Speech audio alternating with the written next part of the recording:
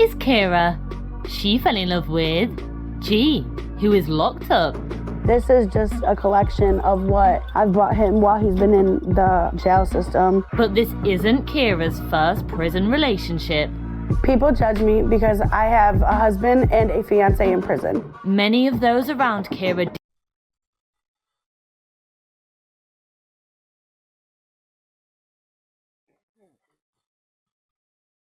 disapprove of her choice of partners, which she doesn't agree with.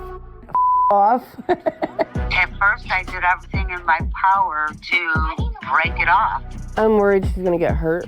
The first time I seen him, I was like, oh, hell no. Kira has been hiding a big secret about G from her family. So there's something I've been wanting to tell you. I'm always curious whenever I see women like this who choose inmates, and convicts and just bad boys, bad guys, criminals. I'm trying to see, like, what is their thought process? Like, I've always had a hard time understanding why women don't choose the safer option. Like, why don't choose, like, the nerdy, lame guy who's really good in one field of something, whether it's technology or whether he's really good with cars, he's a mechanic or something. No, just a guy who is a law-abiding citizen. He's kind of boring. His life is a little bit monotonous. He does the same things over and over, but he's consistent. He's intelligent in some aspects. He's not a crazy risk taker. I always want to know why they don't choose that guy over the guy who's not even free. He doesn't even have his own freedom. Like, it just mind boggles me, man. Like, for 28 years, I've been trying to figure this out, and I still haven't. So maybe somebody out there, maybe one of y'all in the comments can let me know what I'm missing. And I hope you don't get mad. Oh my God. I get anxious anticipating his call. He's definitely my favorite person to speak to every day. I speak to G every day, like 6-7 times a day. My name is Kira. This is my partner G, and he is in prison. He got 6 years, 5 of them which he already served in the county jail. G will be released on September 4th of 2025. So I met G through a mutual friend. I was nervous, I was scared a little bit, honestly, because I'm not used to all those tattoos on his face, but his voice is very, very sweet. So me and G started off talking on FaceTime around 2023, and we just had an instant connection. She has spent thousands of dollars on my jewelry. My most special gift that he got me was this chain. I love it when G spoils me, but I also spoil him too. This is just a collection of what I've bought him while he's been in the jail system.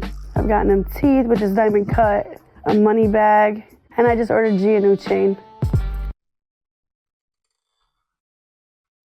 She should have put all that money on them fucking shoes, on that fucking jewelry, on all of that stuff to get this nigga a better lawyer. So maybe he will be free right now. He's calling. I miss all y'all so much, baby. I know. What are you most looking forward to? Coming home to you and the girls, just being free again. I miss waking up with your breath in my face. With my breath in your face. Me too, me too. G is very romantic when he wants to be. I bailed him out for $20,000 cash, so he wanted to show his reciprocation of love for me. Oh my gosh, I miss you so bad. I want you. She spent $20,000 to get him out of jail, and he's right back in jail. A waste of money. And obviously I know that, like, a lot of times when you bail somebody out, it's only until their sentencing. So maybe that's what that was. But either way, in my opinion, that's a waste of money, man. Waste of bread. I could take $20,000 and go put that on a property, Choose anybody else in the world to go through with than Kira. I miss her every day. I look at her pictures all the time.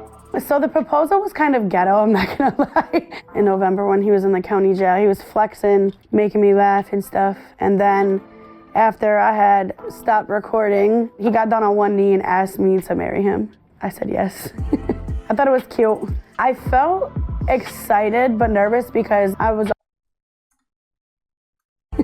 I thought it was cute. I felt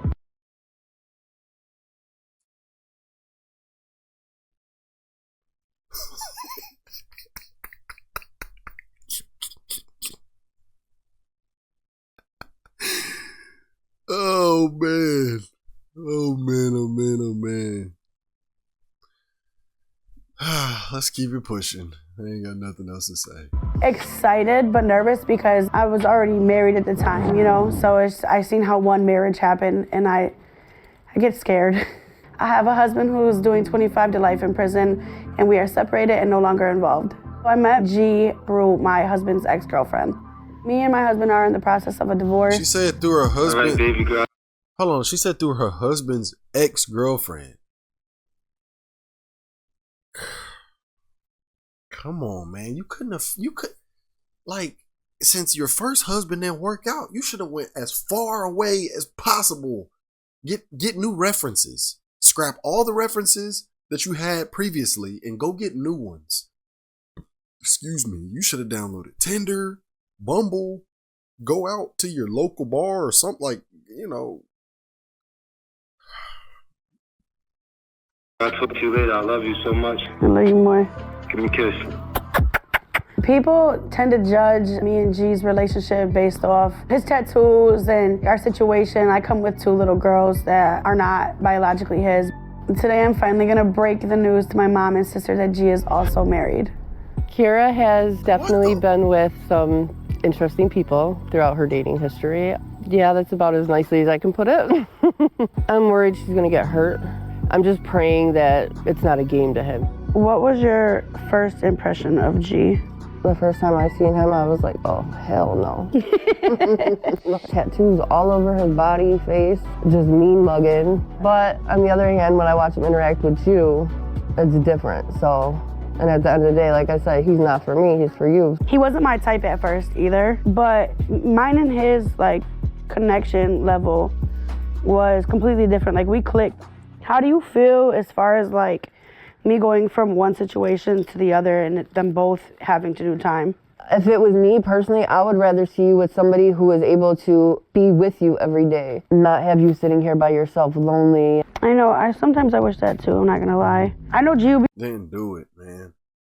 Yeah, I'll never understand situations like this. This popped up. I'm gonna recommend it. See, kind of like this video right here.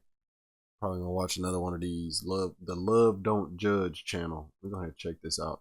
But yeah, man, I'll never understand situations like this.